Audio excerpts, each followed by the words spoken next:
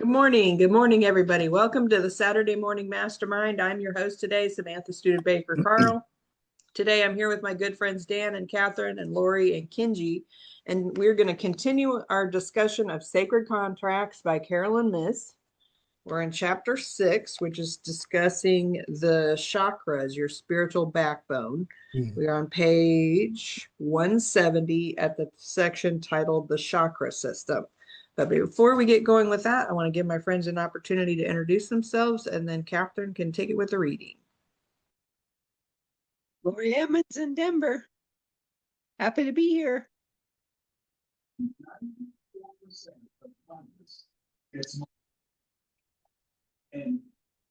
Nobody else is here. Benji in Gorham. Dan Sissick in Las Vegas. Good morning, it's Catherine Clement, and here we go. The chakra system. Each chakra contains information that is essential to your ability to interpret the symbolic meaning of your life experiences. Each also is the center of a power source that you are meant to acquire, such as wisdom in the sixth chakra or self-respect in the third chakra. At the level of personality, these power sources are reflected in strengths, such as intellectual skills for the sixth chakra, or self-discipline and courage for the third.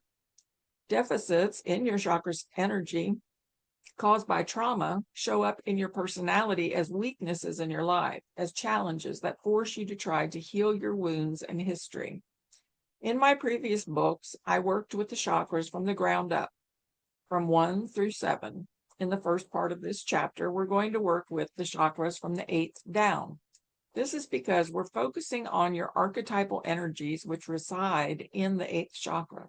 We're going to track each one through its spiritual significance, 7th chakra, and its projections in your psyche, 6th chakra, to see how it influences your choices, 5th chakra, and activates an emotional response that emanates from your heart, 4th chakra.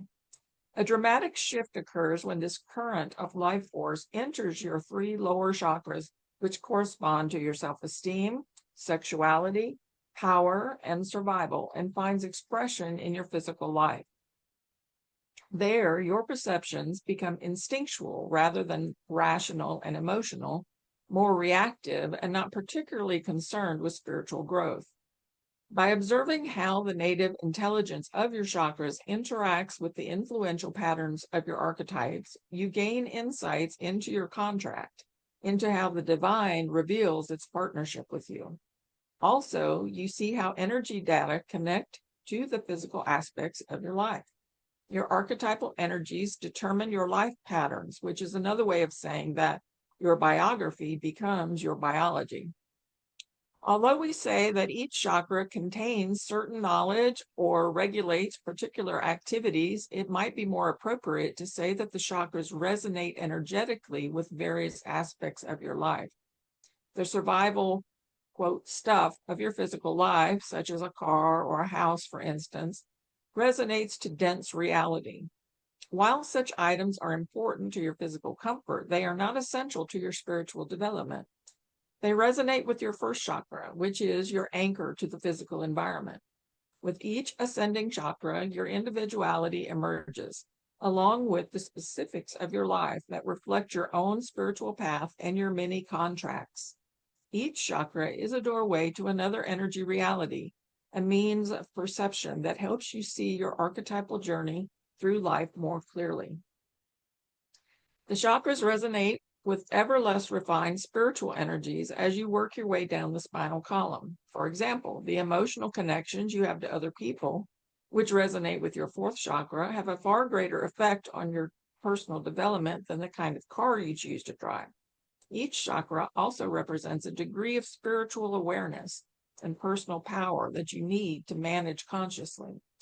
For instance, it takes a great deal more thought and presence of mind to make the best and healthiest emotional choice for yourself than it does to select the best car. For much the same reason, although you are always working with the energies of all your chakras, you confront the issues and areas of your life regulated by your chakras in ascending order as your life progresses chronologically. Later in this chapter, I'll take you through an exercise in which you'll work with your chakras in the more conventional progression from the bottom up. But right now, let's examine their relative strengths from the top down. The 8th chakra. The lesson is to integrate the self. Power is symbolic sight, and the strengths are detachment, staying in the present moment, unconditional trust, ability to recognize illusions, acceptance of intuitive guidance. Shadow is every archetype has both positive and shadow manifestations. For the shadow aspect of specific archetypes, see the appendix. The 8th chakra, or transpersonal point, marks the realm where, looking up, the individual soul merges with the greater universe. Looking down, it marks the point at which the soul manifests into matter, into your individual energy body. Your 12 archetypal companions, whom you identified in chapter 5, are the symbolic residents of the 8th chakra. They guide your sacred contract. Your bond with your 12 is considerably more intense than it is with the countless other archetypes that make up the collective unconscious, although some of them may influence you from time to time also, particularly during periods of social upheaval, wars, and natural disasters. You can, of course, relate to the many archetypal patterns, even if they are not part of your immediate archetypal family. For example, I am not physically a mother to a biological child, and the mother archetype is not among my 12. Yet, I can empathize with what it means to mother someone. By contrast, the hermit archetype is such a strong influence on me that I constantly have to satisfy that aspect of my psyche, from the 7th chakra on down to the 1st, where it influenced even the kind of home I live in. When I chose my home, I had to feel that it was more a hermitage than a house, because I need to withdraw from the world in order to create. Me too. Achieving an impersonal archetypal overview of your personal life empowers you to deal with your day-to-day life. When you can recognize the pattern of a particular archetype at work in your life, you hone in on emotions and tendencies that need your attention. In identifying yourself as having a wounded child archetype, for instance, you are acknowledging that you have been hurt. Then you can examine your spirit for 1st chakra energy leaks. For instance, did the hurt come from a family member? If so, can you practice a 1st chakra strength? Detach from the hurt or grief, find whatever wisdom has come out of that injury, and see how it has become part of your contract. Like all of us, you had to learn forgiveness, so this wound or loss was your route to learning that spiritual lesson. Learning to deal with necessary losses is part of everyone's contract. Although we feel physical and emotional pain, our spiritual purpose is to become aware of the reasons for such events or to create meaning out of them. So a physical wound needs to be transformed into a spiritual passageway, converting the actual experience into its symbolic purpose. Once you learn to see your archetypes at work in your physical experiences, you can more easily understand your emotional and psychological responses and find their symbolic meaning. If you're having a dispute with a family member over how to care for an aging parent, for instance, you can analyze whether the dispute is an issue of the 1st chakra, tribal loyalty, the 2nd chakra, money and power, or perhaps the 4th chakra, placing love and compassion above loyalty and money. That knowledge will help you decide on the most appropriate course of action. If you are in a relationship that seems more hurtful and confusing than enjoyable and empowering, you will need to determine whether the core problem involves a sexual power play, 2nd chakra, a chronic lack of self-esteem, 3rd chakra, the inability to express your needs, 5th chakra, or a struggle to free your spirit, 7th chakra. Your chakras tell you, in essence, how you manage your power. By looking at a difficult situation or event, past or current, through each of your chakras, you can determine where the problems lie and how to address them. One man I know named Mark has chosen to divorce his wife despite great opposition from both their families, who worry about the couple's children and whose religious beliefs oppose divorce. Mark is following through with the divorce because he feels he needs it to be healthy and fulfilled. He and his wife married very young and have grown in opposite directions, no longer sharing much of anything except a cold civility. From Mark's perspective, he also has to prevent his family from making his choices for him. He is able to use the positive energy of his first chakra, which regulates family matters, and his understanding of his victim archetype to withstand the resentment and guilt with which his tribal elders are trying to burden him. He sees the potential to be victimized in this situation, but he also sees that his relatives are acting out of their own first chakra need to hold the family together at all costs. I've made a full assessment of what I will face by moving forward with my choices, Mark says. I know that no one will support me, and I'm prepared to live with the consequences because I cannot see living an empty and bitter life. I've made arrangements to take care of my kids and my ex-wife. I will not abandon my financial responsibilities as a father. And I also hope that I can teach my children through my example that it is important to make certain choices in life, even when they are difficult. Many of the things we have to do will hurt other people, not because we want to hurt them, but because life puts us into circumstances in which hurt just cannot be avoided. I will try to teach them all I can from this, and I am prepared for them to reject me, but I hope that rejection will not last forever. Still, I am grateful that I have what it takes to stand on my own 2 feet in this lifetime. Our archetypal patterns are only part of the vast stores of soul knowledge inherent in our 8th chakra. The 8th chakra calls you to find God. It draws you into seeking your higher potential. It helps you see your life as a spiritual journey disguised as a physical experience. Your passion to live a meaningful life, your need to make peace with your conscience, these yearnings are all expressions of the soul speaking through your intuition, through your chakras of body and mind. Following their promptings, you will fulfill your sacred contract. We'll stop there. Yeah, that's a good spot. It looks like the next section will be about the next chakra. Cool. I was struck at the beginning where it was talking about the chakra, says the first chakra, which is your anchor to the physical environment. And I thought, I had never really thought of it that way. And I was like, oh, that's interesting. It's just that these chakras are almost like doorways or conduits from the spiritual realm to the physical realm. So I thought that was just an interesting concept. And it made a lot of sense because when we choose things in our environment that we have great appreciation for or we really like or just speak to us in some way, it's that kind of connection with the physical world that feels kind of spiritual, if you will. You know, when you find some really beautiful piece of art or that just resonates with you and you're like, gosh, you know, I could stare at that for hours, you know. And it's just kind of like that kind of resonation that connects the two worlds. And I never thought of it that way, but now that I'm thinking it with all kinds of things in my space. So that's interesting. I'll be honest, I've never truly ever totally understood chakras. But in the reading, when she was talking about uh about Carolyn when she was picking out her home and the hermit type thing and stuff, and I'm not a hermit, but I do love when I come home, I'm done with the world out there, and I can. But it was funny. I'm thinking back to when I bought my first home. I bought it because of being my first home, and I knew it wasn't going to be the one I wanted to stay in. So I bought it and got into it for what it was and what I could afford, and it worked.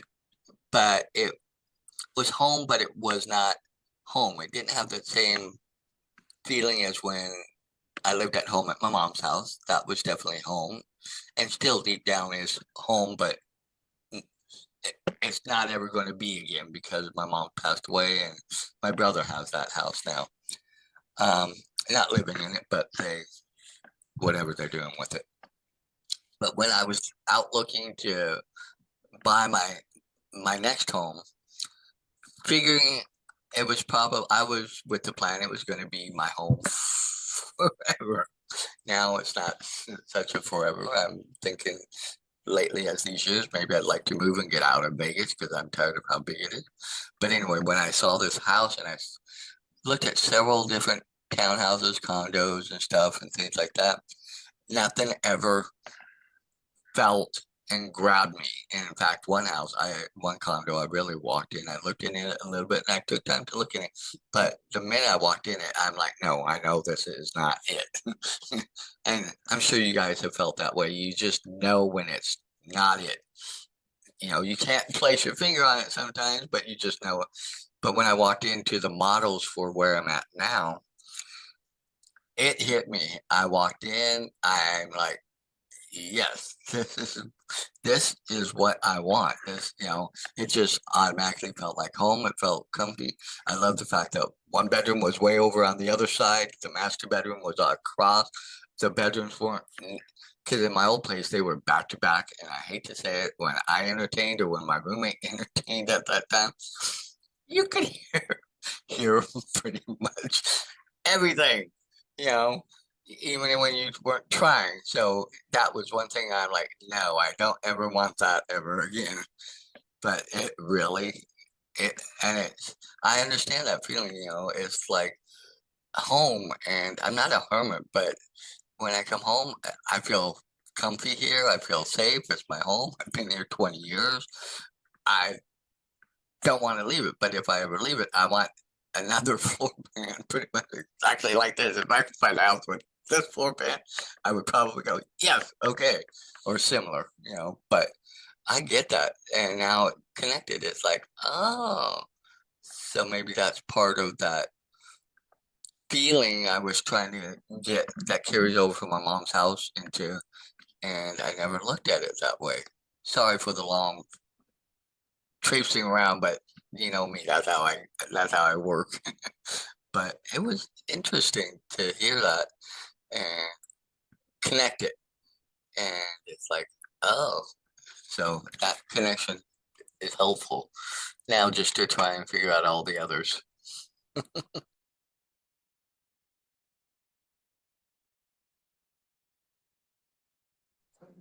As I was reading, I was thinking, I'm sure Lori can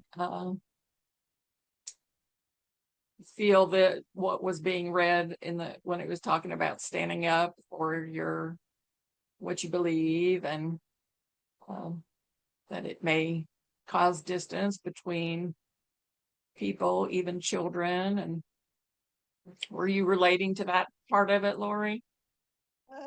Absolutely. I am just not real vocal with it. My words get all muddled up, and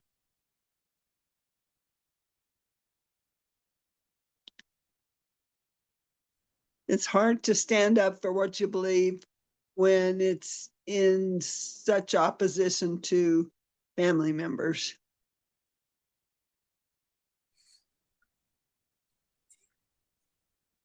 Yeah, I get that. I understand that. And I too can't put it into total words but I get it. Some things are just beyond comprehension and expression. Just doesn't seem to flow. I think all of us in our own certain ways probably have kind of felt that and dealt with that and had to kind of really push through and find our identity in that aspect, so to speak, I think. And yet I don't understand, I still am not understanding exactly how the chakras work in that or how they play in, or I'll be honest, I just, Well, the heart chakra is pretty obvious that whatever you are attracted to or enjoy, and the sacral chakra, as far as physical with the sexuality and all that type of thing. Maybe I've got them mixed up or something, but I think that's the chakra she was referring to. And everything's so mixed up these days. What's right is wrong, and what's wrong is right.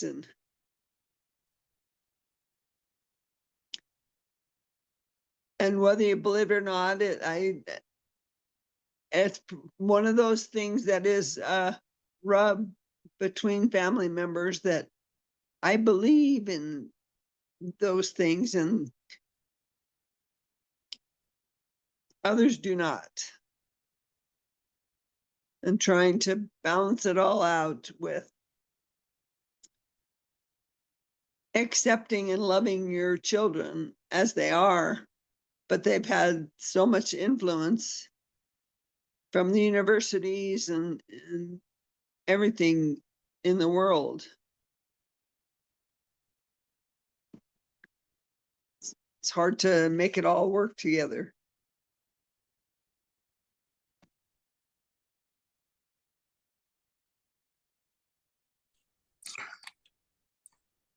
I think you make some good points there, and I think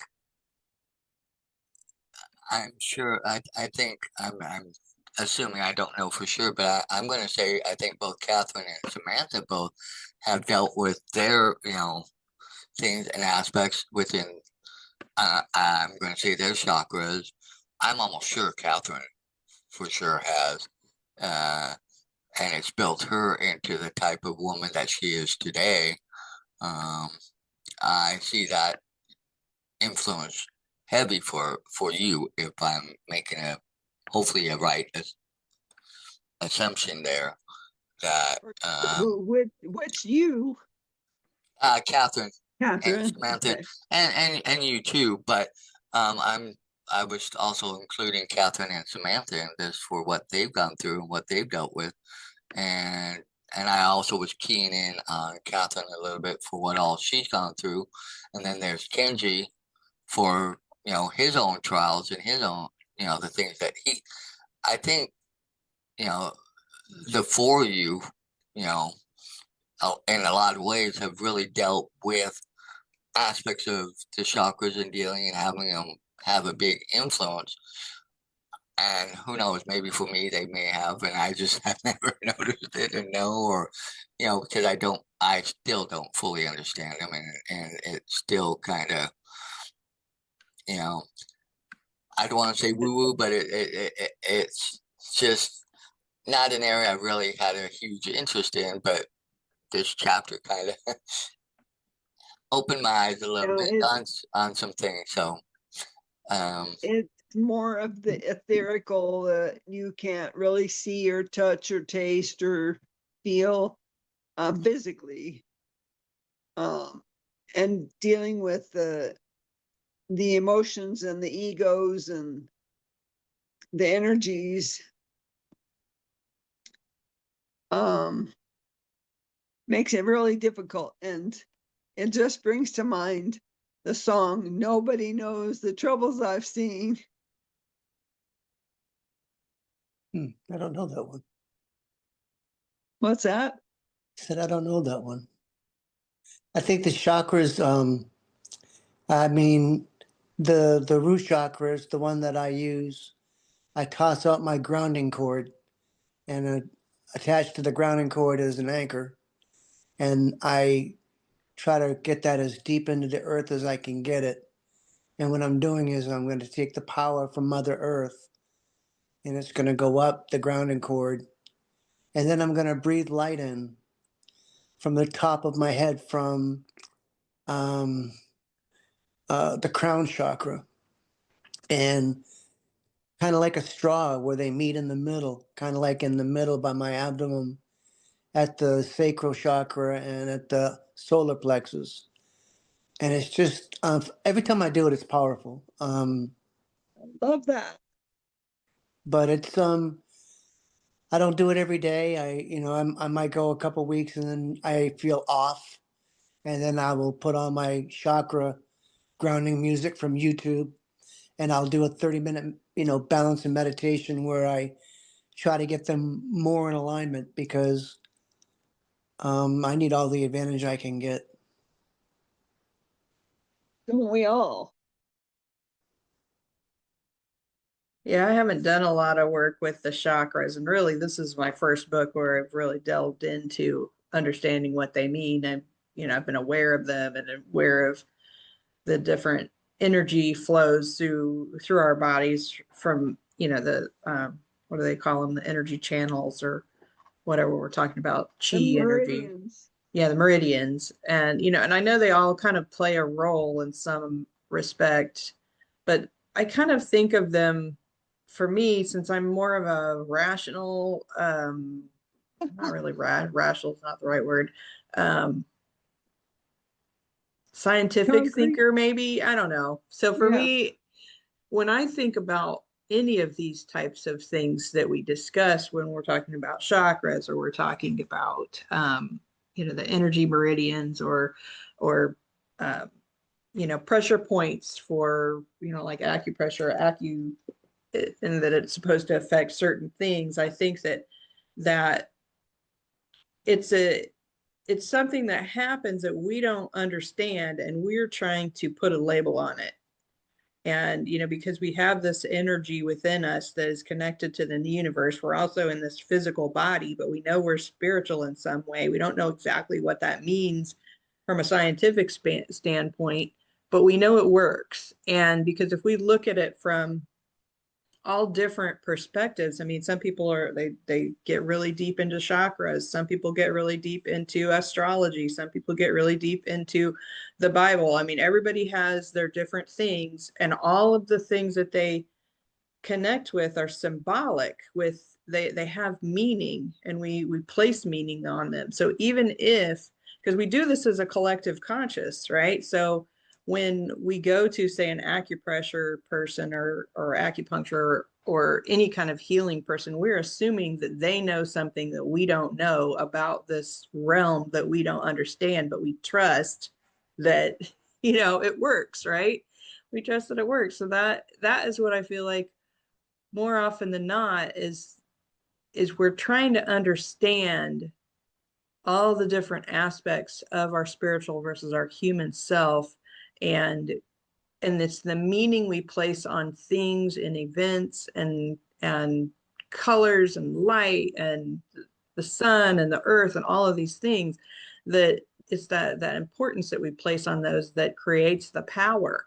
And because we can tell ourselves anything to believe about a specific event, such as like what you're talking about, Kenji, of taking the power from the earth and taking the light from the universe. And I've done meditations like that too, and I feel very energized by it. But I know that it is also my perception of what I think that is going to do, because I think that a person could do the same exact thing while sitting in a boat, thinking about the water power or the wind energy, and taking those things in, I mean, or anything along that lines. Or if you just are praying to Jesus and getting the power from Jesus, it all kind of works the same. We don't know what the mechanical part of it is, but it's all symbolic.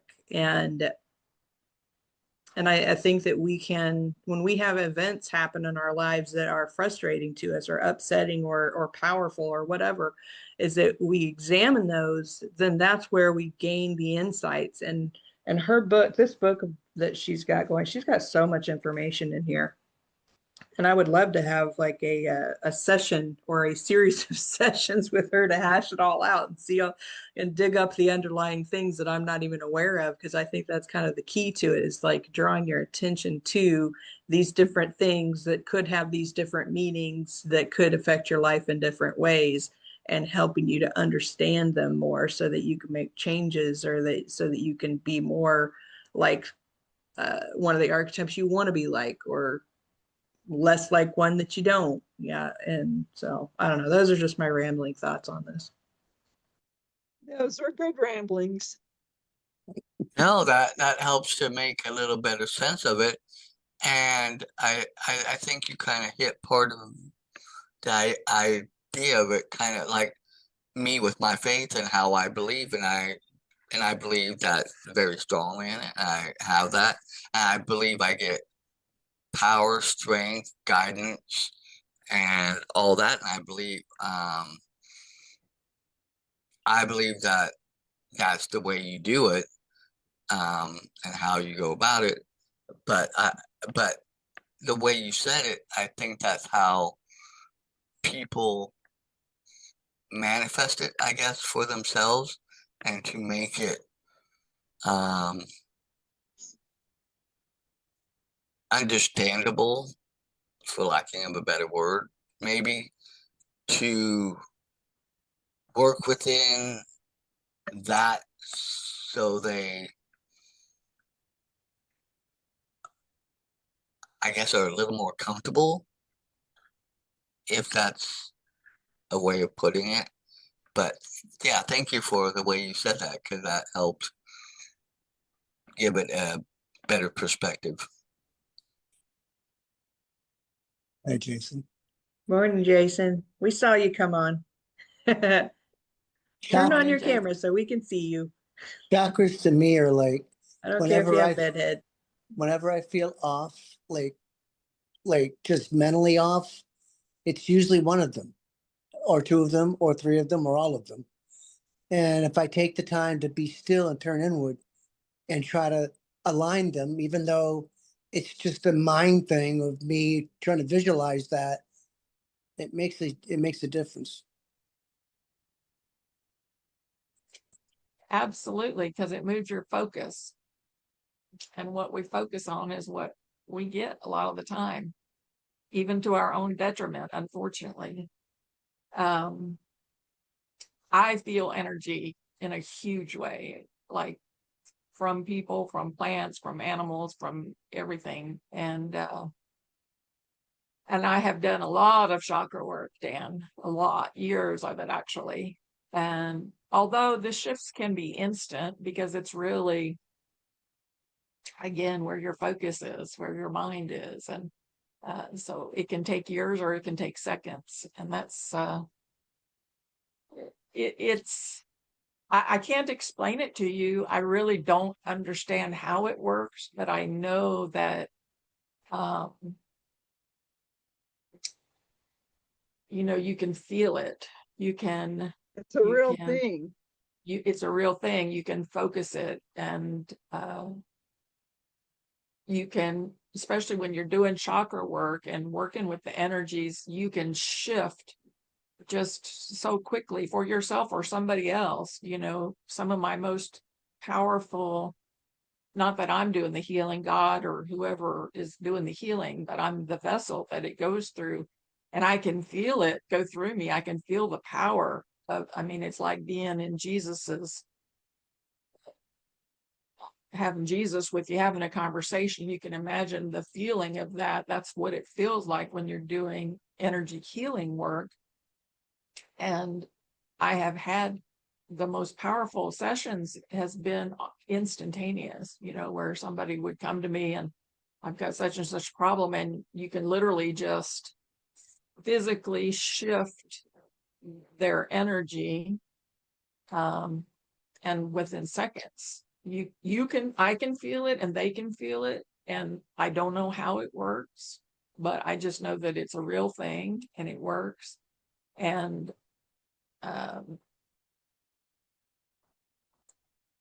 my energy has been way too strong for some people in my life, and it has pushed them away from me. And that's okay, because not everybody wants to be involved in woo woo. but It's woo but woo. it's really not woo woo, but to a lot of people it is. Yeah, Even just this book that we're reading, to a lot of people that's just like, oh, that's bullshit, like. yeah. And it's completely up to interpretation. there's lots of books and thoughts about chakras, and some people say you have 7, and some people say you have 1,000, and who knows? Nobody really knows. And if they tell you they do, they're probably lying, because they're basing what they know. If they're basing it off of a true spiritual experience, that's one thing. But a lot of times they're just basing it off of what they've read in a book somewhere, not something that they've experienced personally. So it's absolutely a real thing, but I can't tell you how it works. I just know that you can focus it, and you can move it, and you can manipulate it. And some people do that in not good ways too. There's, not all energy work is good work. I've Now, had my protectors, I've had them, and you guys have heard this story. My spirit protectors, I've had them tell an energy worker, no, you cannot work on this girl, meaning me. And why they did that, if it was something in her energy that would not have been good for me, or if she had ill intent towards me, I have no idea. But they just absolutely said, no, she cannot work on you, and told her, she said to me, I cannot work on you. I'm like, okay, I get it. I understand. I don't know why, but so it's definitely real. Yeah, I get the get that connection to absolute sometimes, not often, but it is, and it's just absolutely no or absolutely yes or whatever, it'll be a thing, and it won't be like I'm trying to think about it or anything. It'll just be like, nope, absolutely not. And you'd be like, oh, okay.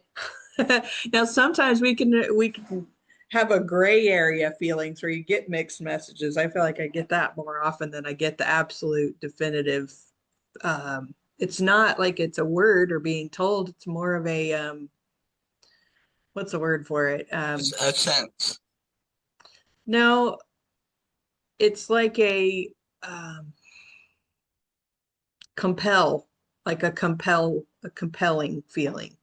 I'm being compelled, and I don't know why, and I don't know, but I just accept, it's like being a feeling of being compelled. But there's Jason. Now I see your beautiful face. Handsome face. Going back to what you and Catherine were saying about, because I get what you're saying, where what we focus on is a lot of what we kind of attract and what brings in, or what we can shift our energies to.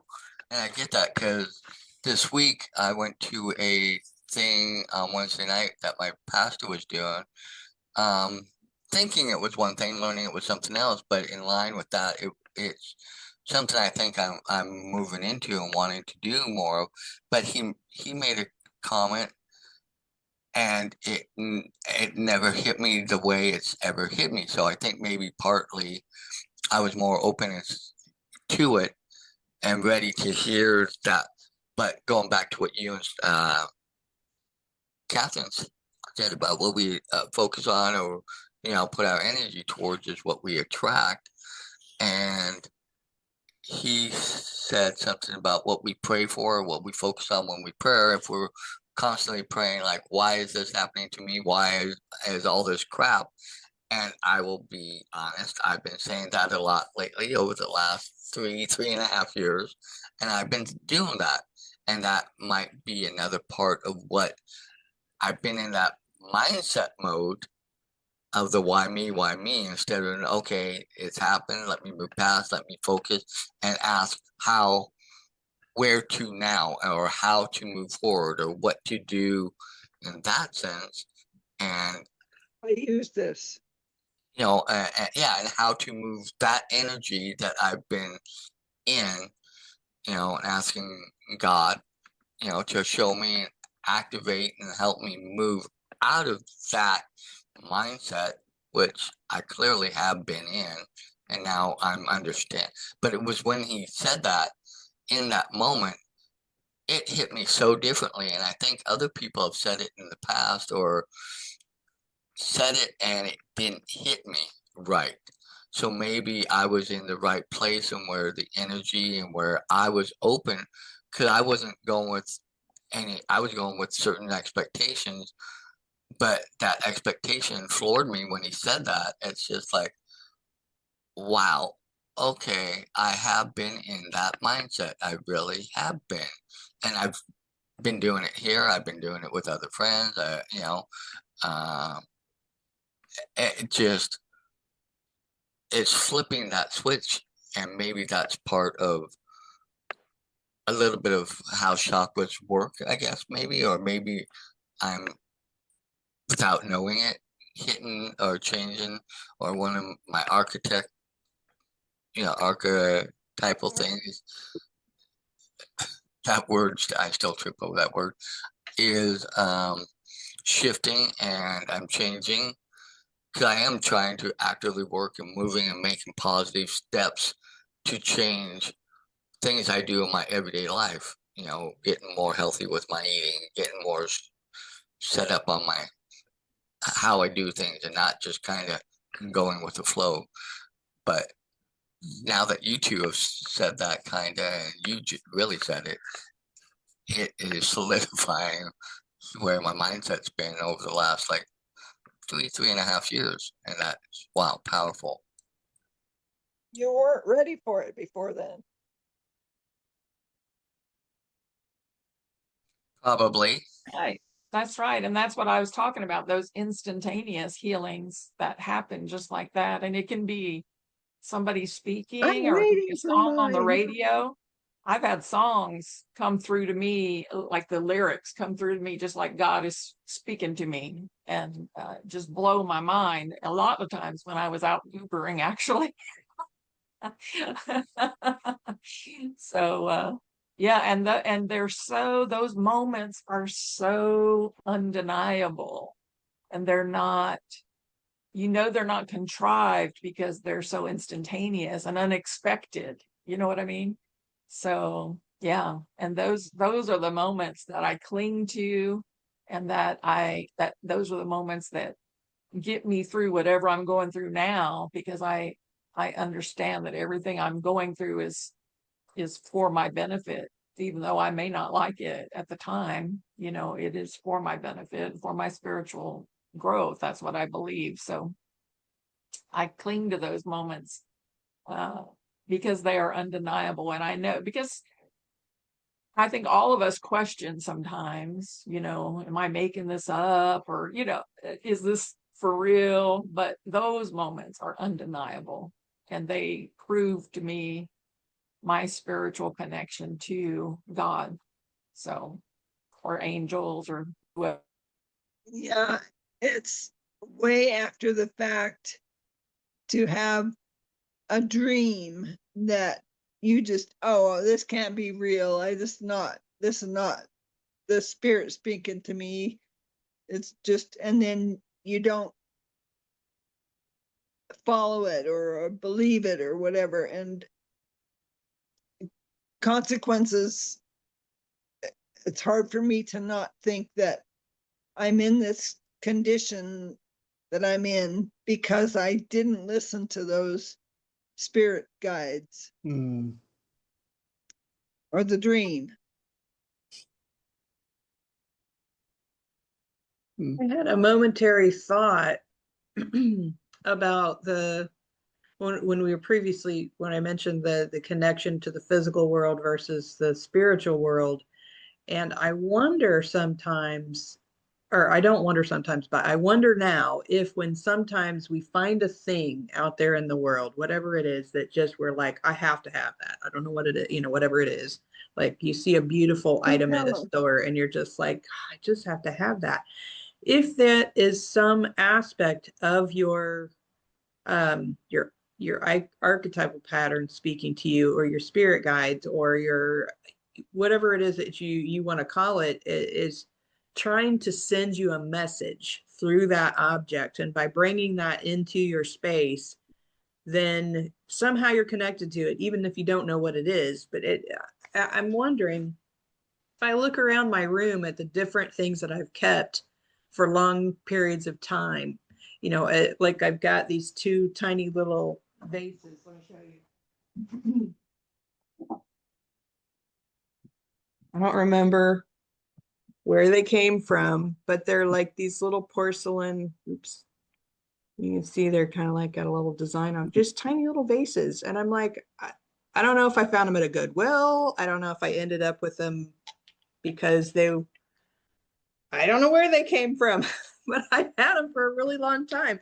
And I'm like, and I wouldn't let go of them, and I don't know why, but for some reason, there's something about these silly little vases that just mean something to me, and I'm not aware of what it is. And so it makes me really wonder. I mean, I know there's a lot of things that I have in my office that are purposeful. Like I have my exercise bike, my air filter, and my heater, things like that. But the things that it's like I have a picture on the wall over here that is I know I'm pointing to something you can't see, but I look at it every day. It's just like, I don't know, it's like an acrylic kind of abstract flowers painting. And I really like it. I like looking at it every day. And I have no idea why, but I feel like with it adds something, and I don't know what, but it's all the little things, they add something to my spiritual space, my physical space that feels like it's spiritual, so I wonder sometimes if those are messages that we just haven't really taken the time to dig into and ask the universe, what is the message of this particular item that I need to hear or see or experience, or what are you trying to tell me? I kind of wonder if that's a method of communication, I guess is the short version of everything I just said. Is it a method of the spirits communicating with me in the physical world? Question mark. I've got a little short story. I love to go to like the Goodwill stores or antique shops and stuff. And it's very interesting to feel the energy of the different items. And like you said, sometimes, you know, Dan, you said this, sometimes the energy is just like, no. But I found this, actually, I'll show him to you because he's right here next to me. Except he's dusty because I don't dust very well. So see this guy? He's like this little wooden oriental guy. I don't know who he is. He's flipping in and out of universes. There he is. I've had this for years. Like I got this probably, I don't know, 20 years ago or something. And it was just something that spoke to me on a energetic and a spiritual level. Like he was one of my gurus or something. I mean, I don't know. But the funny thing is, when I met the I don't want to call her a CEO. When I met the woman who started Sacred Activations, she came to my place where I was living.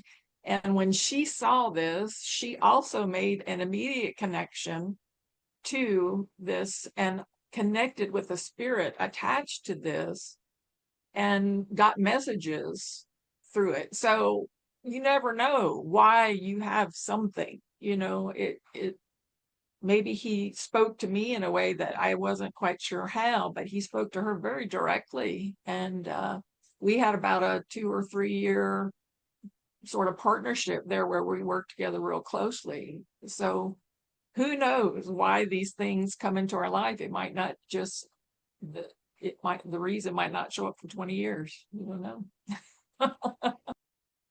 What was the name of the organization she started? Sacred Activations. And it was based on an experience that she had, a direct spiritual experience with God that she had. Well, she doesn't call it God necessarily, because there's a lot of she works with a lot of like alien energy. I don't really like that word, but off planet energies, I'll put it that way. But sacred activations are a healing modality that is extremely instantaneous. Like people some healing techniques, you go and it might take 30 minutes of them working with you or whatever. Sacred activations is extremely high energy, and you can just shift somebody really quickly. And they're beautiful. And I worked with them for several years, and I still can do them, but my focus is just somewhere else right now. But they're great. I have quite a few free sessions on my website that anybody's welcome to go to at livedreambelieve.me. There's quite a few free ones in there. Well, and you did one for our community a number of years ago. And I think I have it posted on a page on the website, but it's a YouTube video. I'll have to find it and I'll stick it in the chat. You guys can listen to it. It'll be like a throwback day, throwback Right. Saturday. Throwback Thursday. Yeah, exactly. I've been having some of the like, you know, the Facebook memories that pop up from like 10 years ago, and there for a bit of my alarm, but there for a bit they were showing me some of the just the quotes like that. I can't remember what her name was, she created a number of different quotes pictures from what we talked about on the Saturday Morning Mastermind. So I posted a couple in the group, and but they were showing up on there. I forget how you can kind of look back in your memories on Facebook, but yeah, it's kind of cool. But I wonder, Pops up and hmm? it randomly pops up and say, "Oh, remember Yeah, this?" memories from 10 years ago or whatever. Yeah. Yeah. And I'm like, oh, I liked it when I was posting these things. I got to go back through and pull them back out and post them again. You know, I stopped because yeah, life. But what was I just going to say? Oh, I was going to say on the side of the objects that we have resonation with, you know, something that resonates with us. What if we were to kind of intentionally, when we, you know, change or decorate a space or whatever, is to intentionally search for only those objects that really speak to us versus trying to decorate a certain way? Or, I mean, you know, decorating a certain way, I'm sure has meaning in you know, whatever, what's the word I'm looking for? Whatever decorative I don't have the word for it. Whatever I'm saying, I'm thinking the word that's Trend. popping into my head is genre, but I know that's not right for decorating. Ambience, Decorating genre. I'm just going to yeah, say okay. that. I know that's not the right word, but you know, The whatever it current is. trend. Yeah, instead of trying to stick with a trend, but also, you know, how you want your area decorated kind of in a certain style. That's the word for it. I think it's style. Is that, you know, whatever your style is obviously resonating motif. with you for some reason too. So if you do your style because it resonates with you, and you pick out your objects because they resonate with you, I'm curious, if I really kind of dig into all the objects in my space, how many of them are from parts of my archetype that are things I need to work on versus the positive energies? You know, like I brought, you know, whatever the thing was, is it's here because I thought I should do or should be or should act, versus having all the things in my space that resonate with me on a deeper spiritual positive way, versus that's a reminder you ought to be doing, you know, or whatever. I don't know. I'm I curious. guess that would depend on what was causing you to feel like you should. Mm-hmm. For sure. Well, I've started reading another book just recently. It came into my awareness, and it's called The Code of the Extraordinary Mind. I think that's what it is. Let me read that. By the guy who created Mind Valley, Vishen Lakhiani. And it's where is it? He's pretty cool. I like him. I like the Mind Valley stuff. Yeah, Code Yeah, of the so Extraordinary Mind. I have it in my library app, but it's been a really interesting too, because he's talking about digging into all of our beliefs that we have, and then consciously engineering what we want to believe and what we want to accept, you know, the things that we want in our lives versus the things that we've been taught up until this point are true.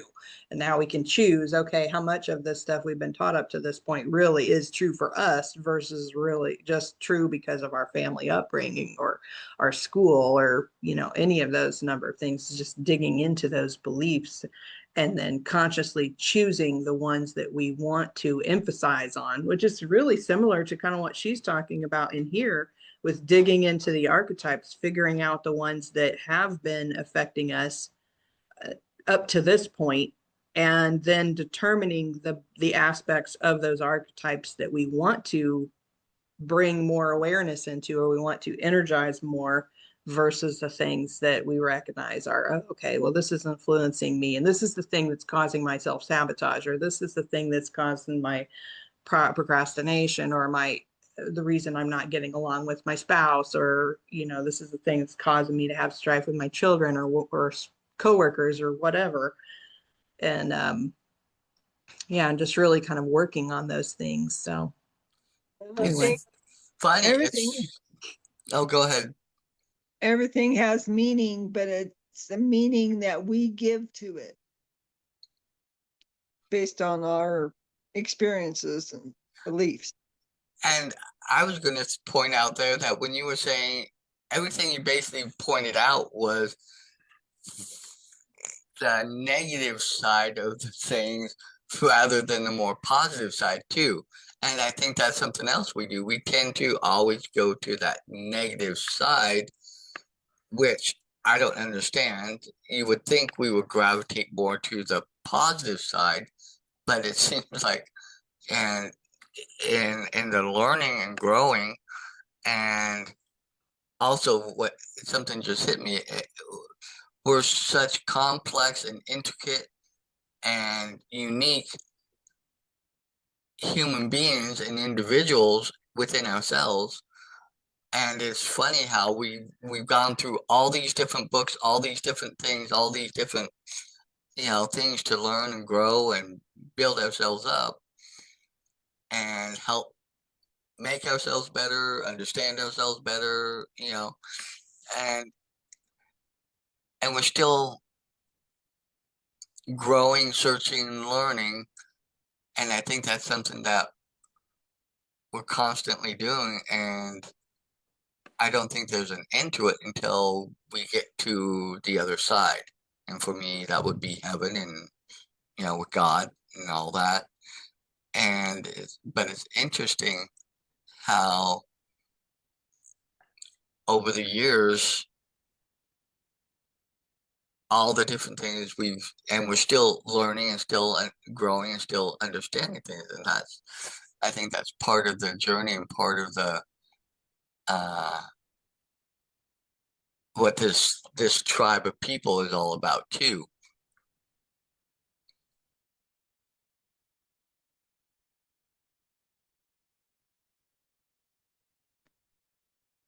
what do you think, Jason? Catherine had to jump off. I know we're at the top of the hour, but we can go a little longer if you have something you want to add.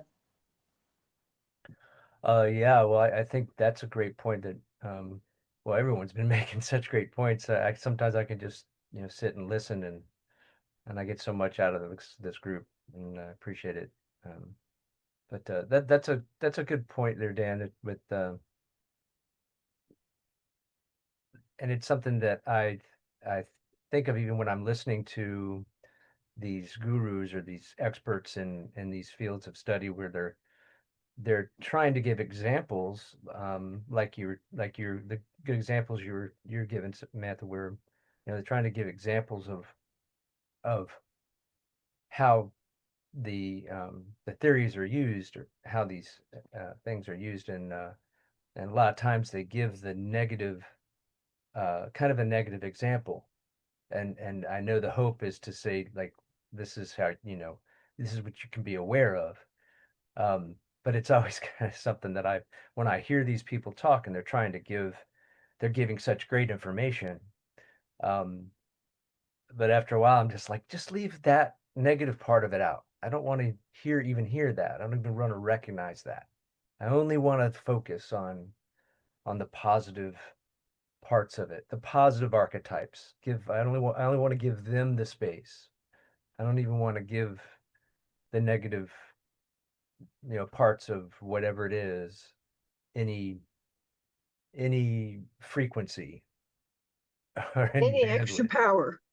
Yeah, it's almost like, like, especially if I want to like kind of meditate to something or fall asleep to something.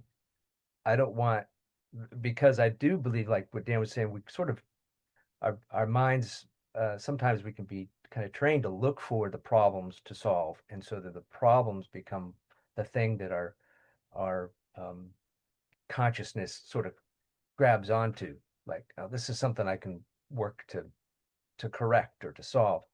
And so if I kind of feel like if I'm having that in the background when I'm sleeping, that my my brain might keep catching on to those things more than it does the positive part of it. So I totally get what you're saying, Dan. It's a good point.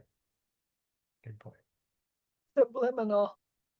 Well, I just had a thought on the side of, if you have the objects in your space that maybe you brought them in because of shoulda, woulda, couldas, but you can look at it now in a different way. So for instance, like my exercise bike, I could look at that like, okay, you better do, or you ought to, or like you can look at it that way, or I can look at it, as that represents where that's like a representation of a part of me that is, I want to expand on versus it being the reminder of you're not doing it enough, kind of a thing. Cause I don't get on that every day. But every time I see like a motivational or not even a motivational video, it'll be just like a random video and I see somebody riding a bike and just enjoying the bike ride. I'm like, I want to get back to that. And that's a thing I want to do because I just enjoyed it.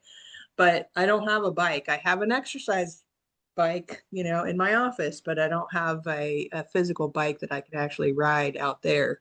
So, but I want to, I keep wanting to get back into that and just have not had the time to do it.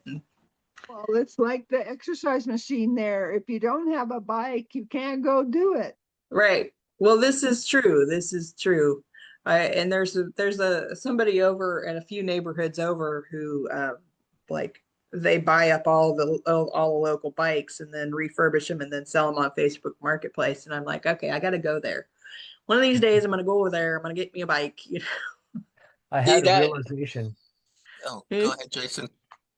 I had a realization that kind of goes like your example of the bike can really kind of um, allow me to expand on this realization I had the other day in regards to something that I wanted to do, but you get like the feeling of you don't want to do it when you get the opportunity to do it. Like you look at the bike and you're like, oh, I want to do. It's like, oh, that would be good for me, and then you get that feeling like, and you get, sometimes it's not a thought, it's just a feeling, and it's like I had to. I think sometimes we misplace those feelings of this is the feeling I'm going to get from doing it rather than this feeling that I have of doubt or regret or whatever it is of of any success with that thing, the bike, for instance. For what I was experiencing, I was like, no, the feeling I am having about that thing is from not doing that thing. It's all coming. That is the feeling I'm getting because of all the times I didn't get on that bike and go ride it. It's the remorse and the regret of all the good times I could have had with that bike. Not that, oh, it's going to be, a bad time or, whatever it might be. Work. So you're feeling guilty every time you look at it. Yeah, you could put it that Mm-hmm. way. Right. Yeah. Yeah, and I know I could look at that way. I have a rowing machine in here too that I don't use, but no, I say I But don't use it. I do occasionally, but I can, and that's what I keep looking at. I'm like, yeah, I could move that back out to the garage and it would take up less space and blah, blah, blah, because I don't really use it. But when I want to, it's there, I can use it. And I Mhm. look at it as it's an opportunity versus an obligation. And that Jen, makes it feel positive, I guess. I don't know, motivated. Yeah. Well, I think that's the lie we tell ourselves because I okay, don't- I have it in here. I can do it if I want to. Right, Catherine? Deep down, you want to, but then when you go to do it, you're like, but oh, I got this to do. I need to do that. I got the business stuff to do. I got this. That's Uh-huh. and that's why I'm trying to plan out because I am really great at once I come home after Ubering, I'm great that once I sit down, not so much gets done around my house, and I tend to scroll and do stuff. Mhm. You gotta But come home and do the stuff first so you keep that momentum. oh, As I'm soon as learning you to sit down, it's like, yeah. But I'm learning that if I stay busy and keep active and do and focus on what I'm doing, that's why I'm working with Chat GPT and stuff to come up now with an evening schedule that I'm going to put on my phone, put certain apps on my phone, block off time on my phone, which I know has been there. I've had that out availability. I just have never activated it to make so that way when I go, if I go to do that, it says, no, you can't do it. It's locked out. You have to wait till 9:30 or 9 o'clock before we give you access back. It'll help put me into that and building those things into it because going back to what I realized, Wednesday, you know what? I've been the biggest part of my own problem. I've been wallowing in it. I've been in it. I've been, you know, I'm admitting that I have been there and I've been playing it to myself in a lot of ways. And a lot of people put up with me, suffered with me, uh, also built me up, edified me, um, not put me down and made me feel bad or anything, but I'm sure a lot of people are tired of it too. And that's the other part. I'm tired of listening to it from myself. I'm sure everybody else has been really tired of it. So that's the other part. It's like, no, damn it, I'm gonna start doing this stuff, and I've been taking action and stuff, not as quickly and as more forthrightfully as I want to, but I'm doing it. And last night I was working on it some more, but it's taking that action and realizing, putting that into the motion, and it's infusing me to keep going forward, and not berate myself on the little setbacks when I have a day or two where I come home and I'm just kind of like, you know what, I'm done today. I don't want to deal with people. I don't want to do anything. And I don't do anything, but I'm not beating myself up over it either, So that's, I think, some of, learning and reframing things and looking at it. Okay, I'm not going to totally beat myself up.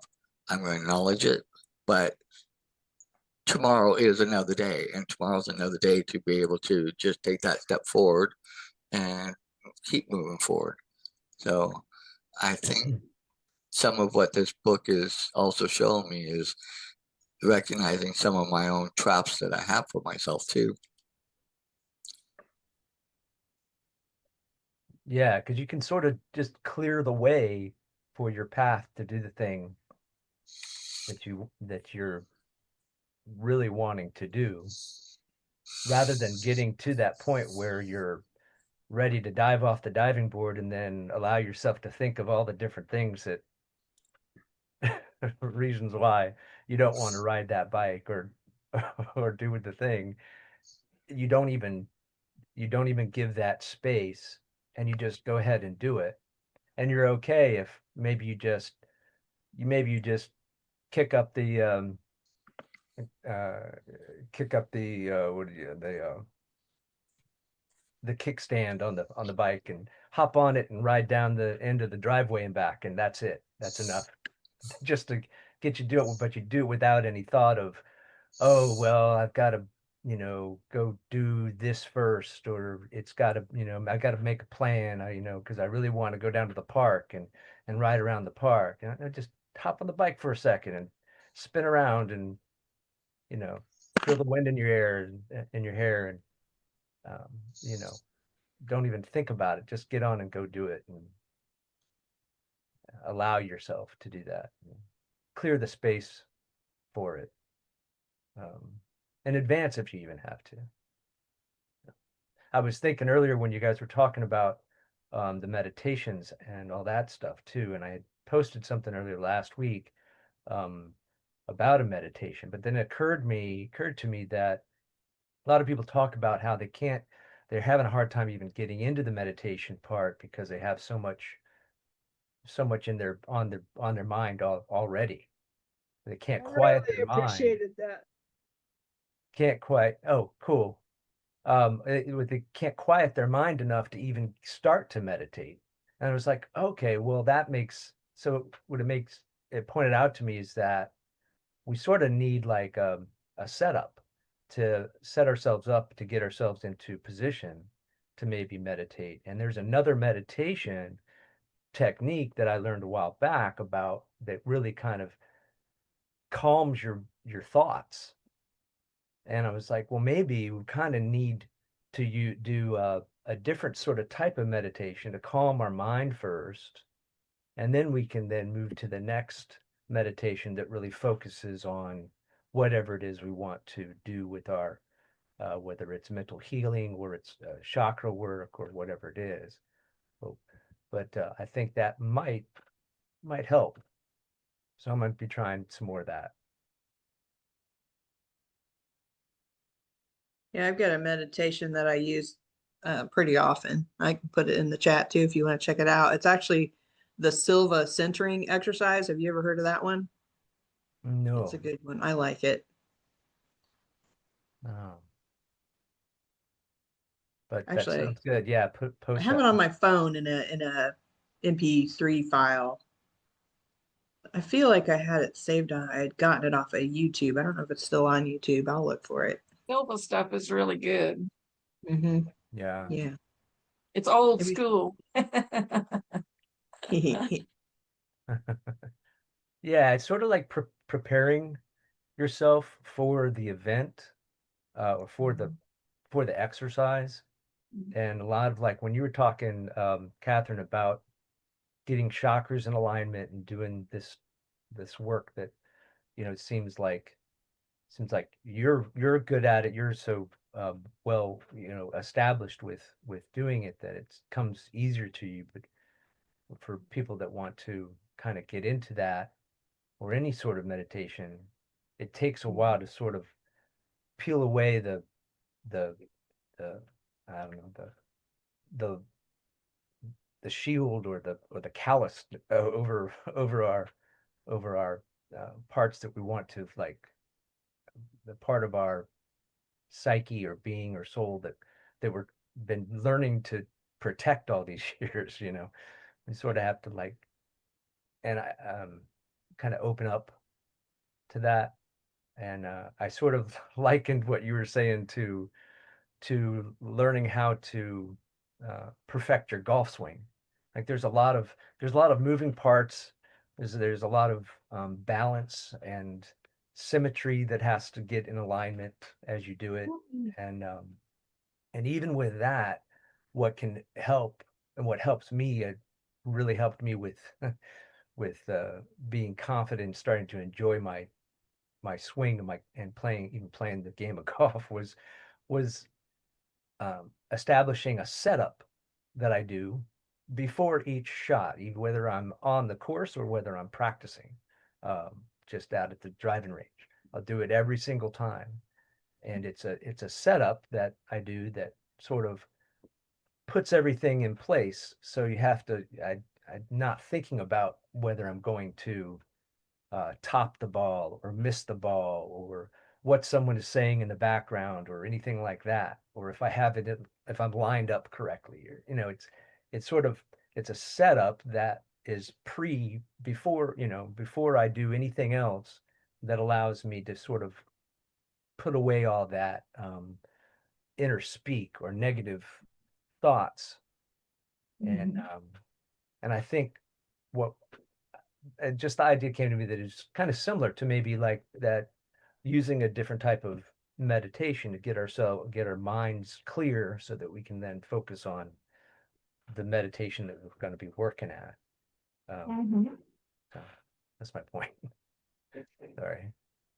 Just a quick note. I just wanted to say to Lori, it looks like you got your hair cut. Did you? And if you did, it looks very nice. I like it.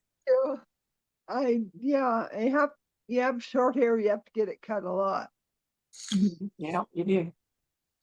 But it looks really nice today, and it looks different. So that's why I noticed it. That's the reason that I got on this call today. I needed that compliment. I never get compliments on my hair. Thank you.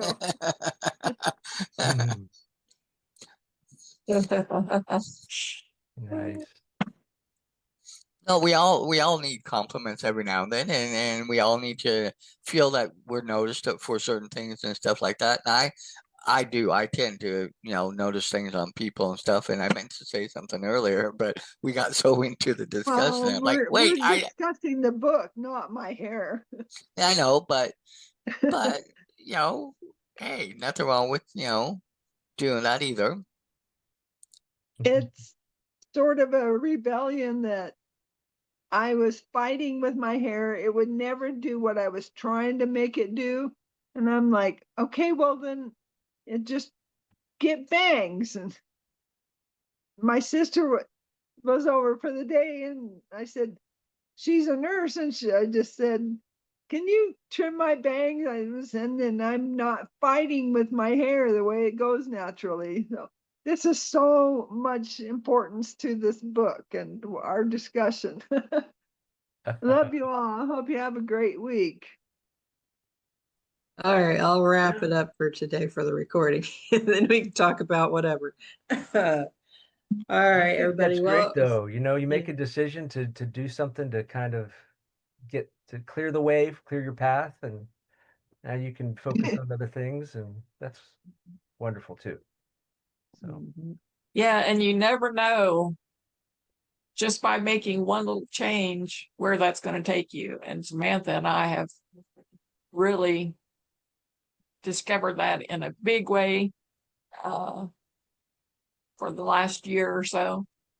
And I know if you'd asked me a year ago if I would be making music and for a company, and like, no way I would have said, but here I am doing it. So you just never know where a little change can take you.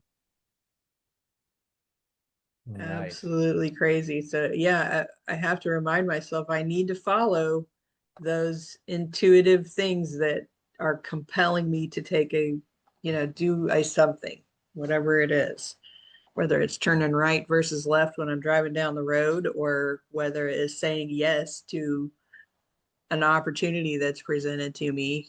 I mean, because I say no to stuff all the time, but for whatever reason, I said yes, and I'm like, wow, everything's different now. So it's definitely different. Definitely, it's amazing how one little conversation with somebody can change your entire trajectory of your life. So it's interesting. But all right, I'm gonna wrap up for today. So those of you who are watching this recording, click like, share it with anybody you think would find it helpful, and then subscribe to our channel so you get updated every time we upload a new video. With that, have a great, awesome, amazing week, and we'll see you next time on the Saturday Morning Mastermind. Bye for now.